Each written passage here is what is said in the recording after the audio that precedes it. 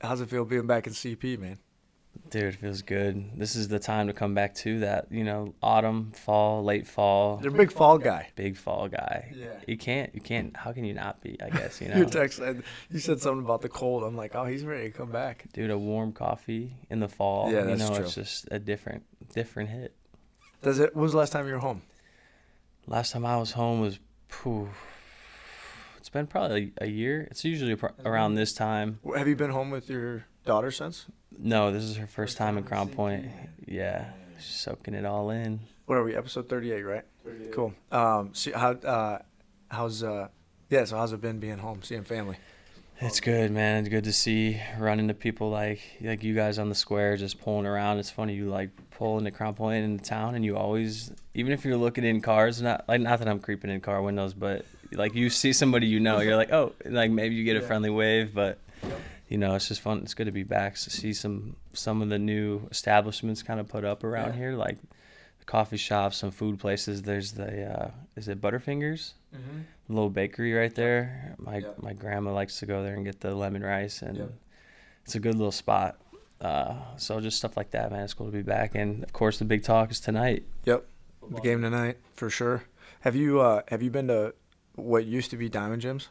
Public Bar and Rec, have you been there yet? I haven't. No. That place is sick. You should actually go by there after this. Yeah, they've got a ton of cool stuff there. That place is awesome. Totally different, bro. Is it like a food? It's it's got food, but it's basically like an entertainment spot. So they got golf simulators, ping pong, like a wall-sized Pac-Man, duck pin bowling, VR darts. We have one of only 2 VR dart systems in the Midwest. There's one in Chicago, and then there's one here. Dude, the VR dart game is sick. You can pick, so like they have legit dart boards, but then there's like a projector that goes on it, and you can pick certain games. So like, I don't know, there's random games where it's like called like kill, and you have to like someone has like a certain spot they got to hit, and it'll like light up and flat. It's sick. The duck pin bowling, the duck pin bowling is sweet. It's like mini bowling, and then they're on strings, so you knock them over and they string. It's badass. Yeah, the simulators in there are really good. They're called Full Swing. There's a lot of cool stuff like that. I was wondering, like, you coming into town, like, how does it feel like coming back, Yeah, no, this place is just growing and growing and growing, dude. Like, and there's so much good going on, I feel like. Even I was going to go get myself a little Crown Point hoodie. My little brother told me the spot right across from where What's the Scoop was. Yep. On this corner here by the bank. There's that little vintage antique store in there. Maybe find a little hoodie in there. I don't know where else. Where would I go to find a hoodie or something to wear? What do you think, Moho? Place across from Goldie's. I'm pretty sure they still sell Crown Point gear. Yeah, we'll drop a couple pins for you. Go take a look at a few places. What's Goldie's again? Goldie's is a barbershop. Like where the White Hand is and that little. Yeah, where the White Hand used to be. Yep. That sporting goods store Yep. was there the entire time we were Yeah. growing up. It was there. I'm pretty sure that's still. Oh, Mike's. Isn't it Mike's? Mike's Sporting Goods? Mike's, Yeah, I think it's still there. They no doubt. They for sure have. Oh yeah, they got a ton of stuff. Yeah, man. There's a lot. That's all for all the good things in CP, man. Thanks for this coffee, by the way. Of course. Have you been to Small Town yet? That's probably one of the best pickups, dude. Small Town coffee. This is actually, so if you go to Small Town, this is my claim to fame. If you go to Small Town, you can order an Alex. This is a Geo. This is the small Alex. That's my son. So Geo has his own coffee. That's crazy. So this is the Geo. Proceeds go to his college fund or no? Nah, he's gotta get his own college fund. But yeah, you can go there and order the Alex or the Geo. So, but Small Town, dude, you'd love Small Town. I think that's the best coffee place around. But either way, dude, how's it feel being a dad? How's the first year being a dad, man? Is awesome. So far, so good. Like I haven't been in the terrible twos yet, but I've been through a full year now, and it's been amazing. It just gets better and better, and people told me that too. As they get older, it just keeps getting better. It started like where she can barely hold her head up, and then she's finally sitting up, and now she's walking. In that period where she like could sit up but not walk yet, maybe crawl a little bit, I miss that little age because now it's crazy how much they're getting into stuff, like running around, like you're worried about them cracking themselves on like everything. So it's other than that, trying to keep my calmness with what she's got going on because you want them to figure it out, at the same time. she's like putting everything in her mouth. She'll find rocks. She don't care what it is, but 100%. you know, it's like for me the most nerve-wracking thing that I experience having a kid is when she's eating, you know, and she's got a few teeth or whatever, top and bottom, and they're so good at like realizing how much they can eat, and like I'll see her spit it out, but still like she'll take off a big piece of whatever, like watermelon. Yeah, right. And it's just like you want to trust that she's got it, you know. Yeah. Stay away from apples and grapes. Yeah, right. Apples are hard. Yeah. Grapes can fly right down. Right. As they're this little. Like little things like that. But yeah, man, Gio's the same. Gio puts everything in his fucking mouth. Yeah, dude. Everything. Milo is not like that, but Gio, everything. And we like the food we give her is like they're small pieces, but they're almost so small she can't like chew them. Probably they're just like a little bit, and it's like I get worried too because like my dog Lola, dude, when I give her dog food, she don't even chew it. It's just like and that's what I don't want my Sylvana doing that too. I make sure she's chewing. How has your perspective changed having a daughter? Like how has having a daughter kind of changed who you are, or has it at all? It has. What impact has that had on you and your life personally? I think I've noticed myself enjoy being home a lot more, you know, and I felt like I've always been trying to do things active, you know, golf or play pickleball or go outside, go on the water, whatever, hang out, throw a football. And I really have noticed that like the time spent home without all the chaos kind of going on is such a relaxing time, and it's like a therapeutic time for me now, and I find myself at home more like now. And so just really kind of like enjoying that. And, you know, now I hang out with a lot of couples that have kids, or mostly couples. And so the speed of life is a lot more focused on like thorough like enjoyment, but fulfillment, you know, like it's because we want to do it, and it's more so we're just enjoying what we're doing with each other, you know. So it's, you know, enjoying family and, you know, just those little things, slowing life down a little bit, you know. So, and if, you know, I had a purpose always growing up to be a big leaguer, and, you know, whether I believed in God and I believed in looking up to my family who did it and had a hero, but when you have a kid, obviously, you know, you have a purpose for why you wake up, and it's just a beautiful feeling when you wake up, that feeling like of purpose that you've been given, you know. It's just a blessing to have a kid and for them to just be healthy and in a good spot to just wake up that day, you know, be grateful for every day. There's nothing, man, there is nothing that is more, like you said, you know, fulfilling. There's nothing more difficult, but there's also nothing more fulfilling than being a parent, being a husband, a father. Like those things, there's a reason that they are difficult. It's because everything in life that's worth it is meant to be difficult, right? So there's things that come with it, right? Exactly. It's the reason they're the most fulfilling things on the planet is because they are difficult, and vice versa. And so, but I don't remember my life. Like what my wife and I will look at each other and be like, what the hell did we do before kids? And like that 4 years ago, it's been 4 years now from the time that happened. One of the greatest things that can ever happen to a person is when your life no longer becomes just about you. And so, because before that, it's like, yeah, you have your relationship, your marriage, yes, but it's still, I still feel as though I was a lot more selfish at that time. I wish I wasn't, but I still was.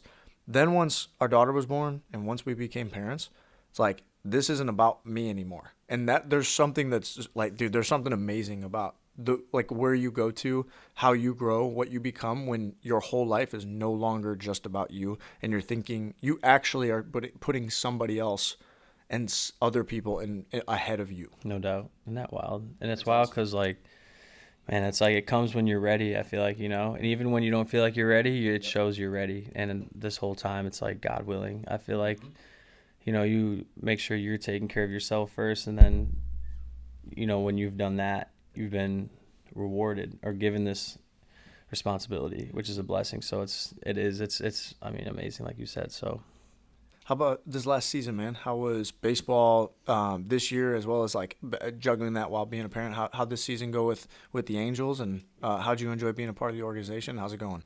Cool, man. It was cool. You know, they welcomed me in, started off in spring, just a new chapter, you know, and it was a 1-year deal.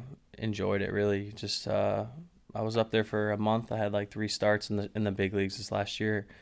Was a little bit dealing with like some back sciatica nerve down my leg, something I really have never experienced before, especially the nerve stuff. But kind of had like a little hump in the road, like right in the middle there. But I mean, I played on the Salt Lake Bees in their AAA, and I played with their big league team. And I'm telling you what, that Salt Lake Bees team was like one of the most fun groups I've ever been a part of playing the game of baseball. Yeah, it was some really, really cool dudes from a mix of ages, you know, big league experience, all the above. And in Salt Lake City itself is just a beautiful place. Were you living in Salt Lake? Yeah. Oh, yeah, that's cool, man. We stayed downtown for about a month, and then we moved down to Lehigh, like Saratoga Springs, which is a little more southwest by some natural hot springs down there. And they had these things called microbursts. And it's like little weather bursts of like hail the size of golf balls, lightning, wind, and they'd last like 10, 15 minutes and it's done. And it was the craziest thing I've ever experienced, dude. Like hail the size of legit golf balls. And yeah, that in itself, and then Park City was like 30 minutes away. But for me, like I kind of was just dealing with some stuff all year, but I pitched pretty well. At one point in August, I was leading the Pacific Coast League in innings pitched. Nice. I'd racked up a good amount of quality starts, you know, and really I was putting together a solid season, really, as one of the starters for that squad. Turned in late of the season, and it was like having to make this decision if I was going to stay and be a reliever with the big league team and try to bounce around like that, or stay in AAA and start or whatever. And they had some young guys coming in that they're putting in position for this following year, and I told them I wanted to start, and so they said they gave me the option if you want to, because they wanted me to be a reliever. So I basically just asked for my release, and they gave it to me. So this is where we're at. I didn't want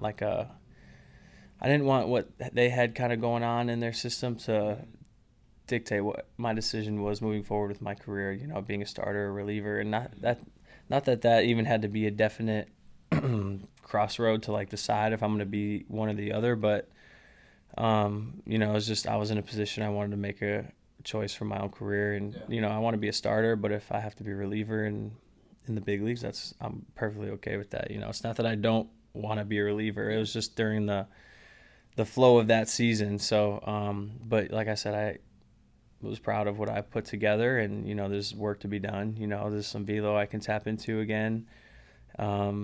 Just clean up some movements in my sequence of my delivery, and really just kind of hone in on what I got. You know, go out there, and biggest thing is just believe in yourself. You know, like so long it's like things are going well, and then you constantly have to evolve, because eventually things catch up to speed. There's more scouting reports on you. The more innings you pitch, there's that much more scouting to get executed on. So like it's a constant evolving door, you know, so we're trying to just lock in what we have and run with it.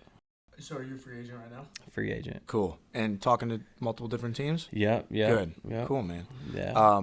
Nothing that can be shared though as of right now, right? Nothing no news yet necessarily. Right. There's really not much happening right now. It's still early. It's November. GM meetings just happened, I think, this past week. Okay. So that's, you know, my agent actually called me yesterday. I got to call him back. But just that's when agents go and talk to teams, express interest, whatever, explore their opportunities kind of thing, and see kind of what they got planned for next year. What is it like? Because like we've talked about your story in the past. This will actually be the third time you've been on the show, right? Yeah. We've talked about your story in the past. We've talked about like when you were in the middle of it all. It was like right after you had everything had happened with Cleveland and you had made your way. Like it was awesome. But now that you've been, how many? Is this your sixth professional season or seventh? Fifth? That was my sixth. So you're going to number 7. So 7 years playing professional baseball, or 6 full years going into 7th. What is it like playing professional baseball? Like what is Major League Baseball like?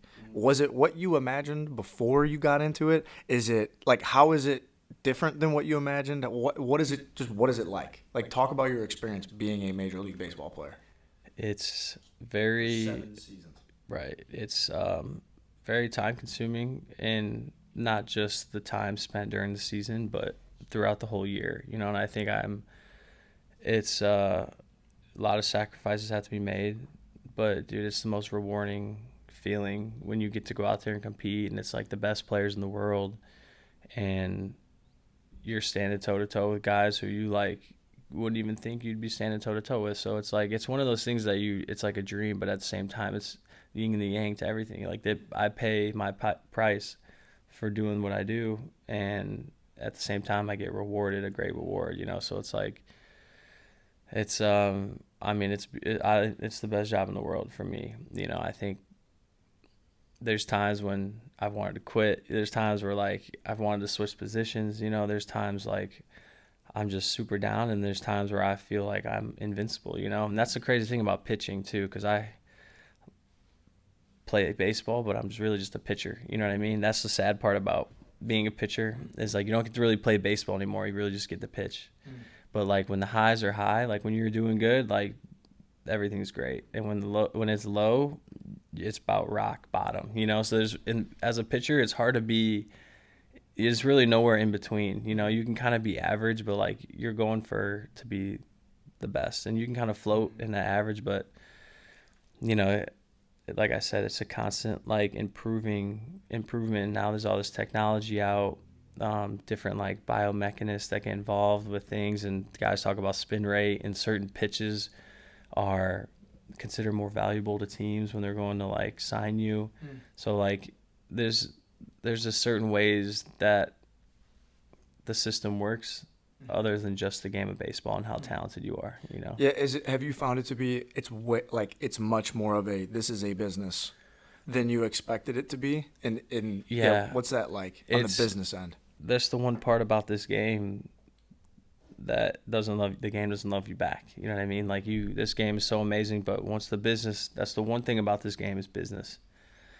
And, you hear him say it all the time, but I didn't notice any part of the business side of the game until I left Cleveland, and that whole like leaving, and understanding how this whole process and how it works. But because I was just coming up and I thought the team loved me, and they did, it's like they'll take care of you and they're your guy, but then you go somewhere else and they're not looking to take care of you how like a team that drafted you took care of you, kind of thing. So it becomes a multi-billion-dollar organization. Right. This is a business, and you're a piece on the puzzle. And you're just part of that. And in a few years, guys won't be. Right, and that's why I'm shocked to see what the average age. Like you watched that the comeback series or whatever on Netflix, the Boston Red Sox Yankees. Oh, okay. Sick little Netflix documentary. You got to watch it. Yeah, I'm looking at players on those rosters, and to see like, the age of them though. No, they're like 30. Oh, okay. All of them are at least like 30, okay. And now you look at players' ages, and everybody's like 24. Right. So it's just a different. Yeah. It used to be like a premier, like a men's league, like like a, what's the word? Not fraternity, but it's like you got the jacket kind of to be in the league, and then you're in a men's league, and now it's like It's interesting when you think about it, though. It's like, okay, from their perspective, from a business perspective, it's like if we keep getting newer, younger guys in, we're not paying as many big contracts, but all we got to do is land a couple of those guys that are on the big dollar contracts that'll be here for 15 years. It's interesting, and then we'll just get new guys in here and there. It's interesting on the business end because it's funny because like we grew up, I could name every dude on every team. Right, exactly. Like every single team. I'm like, oh yeah, like growing up because they were there for so long, and if they moved, you're like that guy went there. Yeah, and now it's like you're 100%. It's funny you say that. I haven't watched that series, but I'd love to watch it because. Dude, when we grew up, we knew everybody. And now it seems like it's a lot younger guys, and people are just moving around kind of all over the place. Yeah, it is, man. It is. It's interesting, and that's. Oh, go ahead. Well, no, just finish that as how they want to convince these young superstars, to sign these like team friendly deals, and that's when you start to see the shift in where the owners make all their money from. Because if you click at the right years is when you basically hit free agency at like your best time, and get that best, and then you get the best contract. It's a game that they play, right? And then they'll sign, and it's like this like little. It's crazy. It's a wild thing. It is, man. It is. It's crazy to see. The business is interesting. How at this point, based on how you feel, what in your timeline, like, do you have hey, X amount of years I want to be done, or are you like, hey, I'm going until I can't? Where are you at mindset wise as an athlete?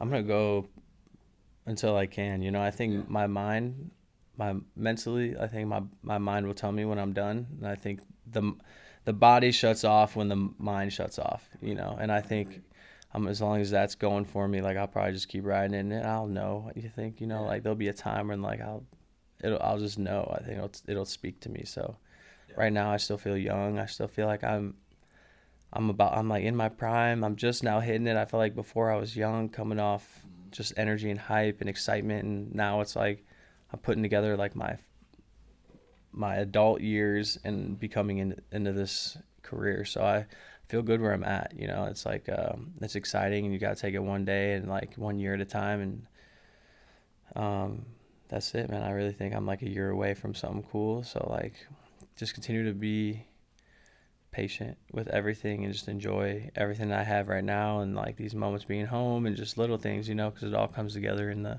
what I'm trying to do. It's not all about just baseball, because that's just something that I do.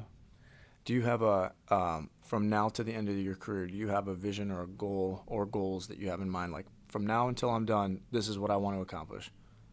Yeah, I mean, I think with my career, I want to be able to sign an extension with a team, and at least pitch in the playoffs another time or two. Obviously it's hard to say how many times, but like I want to pitch in those games late in the year when it's like cold outside, and those games are just so different when you've been a part of it. There's nothing like And that. I've never been on a field at So, that time, but there's nothing like dude, watching it. It's something crazy. Yeah, playoff Man, baseball, dude. dude. Every single pitch. It's nuts. Every at bat, every base. It's the whole game. Yeah. Yeah. It's, dude. So that's just something really cool, and you want to be a part of that. It's tough being a part of like a losing team, man. Like, obviously nobody wants to lose, but when you are a part of that winning culture, it's the coolest thing. But really, yeah, just enjoy it, man. Cool, man. Muha, you got questions for him? I wasn't. I don't even. prepared to ask Well, questions. you should have been. Come on, you're part of this interview. I'm part of Dude, my job.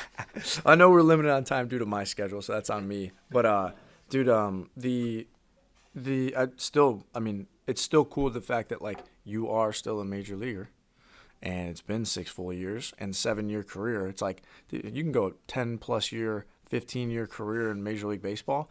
That's not only a huge blessing, but that's awesome, man. Like everyone here at home still cheers and roots for you. So we talk about it all the time. So grateful to be your friend, man, and for all you're doing. And Crown Point's always rooting for you, bro. So always, man. Yeah. Sorry for cutting it short. Is there, I guess maybe. What do you see like post baseball, like your life in terms of like career, and like what do you see that route going for you? Like, do you plan on like helping kids in terms of like coaching, or like starting your own like kind of pitching clinic? Like what route after baseball do you see for yourself? That's a good question. Cryptocurrency. I'm thinking, I actually I was just introduced to this opportunity by this guy I played with. His name's Asher Wojciechowski. A guy who he works for the International Baseball Committee, and within different countries, I guess I was identified as a Croatian athlete, and I guess Plesac is Croatian. And so whatever, I was reached out to, asked if this idea of going to Croatia and basically competing in the Euro World Baseball Series, and that's like all the Italy, Dutch, Norway, all them fools out there be playing in Europe, and if they finish top 5, I think there's 12 major countries that play in this series, and if you finish top 5, you qualify for the World Baseball Classic and the Olympics. So the World Baseball Classic next year in 25, and then the Olympics in 28. Dang. So they basically asked if I would want to be a part of this, because they, I guess, just qualify short every year, and they're like, we need to get more talent, whatever, you want to do this. So, and it also is trying to get more awareness from like Croatian people to play in Croatia and all this stuff. So something I didn't realize could have came about from playing baseball, but it's something I'll probably be a part of kind of moving forward, and help them maybe go play and qualify top 5 and maybe play with them in the World Baseball Classic next year. Oh, that'd be cool. And in 2028, the Olympics. So that's in a few years from now. I mean, who knows where life could be. But awesome. It could still be a really cool thing. And my little brother Frank, he's playing indie ball with the Joliet Slammers. and he identified too, Oh, so a he professional played, yeah. baseball player, gonna go play too. And so CJ and Blaze Alexander might come play. So we might have some cooking over there in Croatia. Dang, dude, that'd be And so we're in the process of like getting our citizenship and like going through all that right now. And they're gonna fly us out there. That's So we were just saying, like, yeah, instead of a Florida house, have a crib in Croatia and go sit on a sailboat for a couple that'd be hours. nuts, dude. Dude, right? Well, and hopefully maybe we get you into some real estate too. Yeah, dude, Yeah. no doubt. That's something, you know, we'll talk Yeah. about that, yeah. Yep. No doubt. But yeah, man. Well, dude, congrats on everything, brother. Thanks for Yeah. stopping in. Man, thanks for having Short, me. straight to the point today. That's-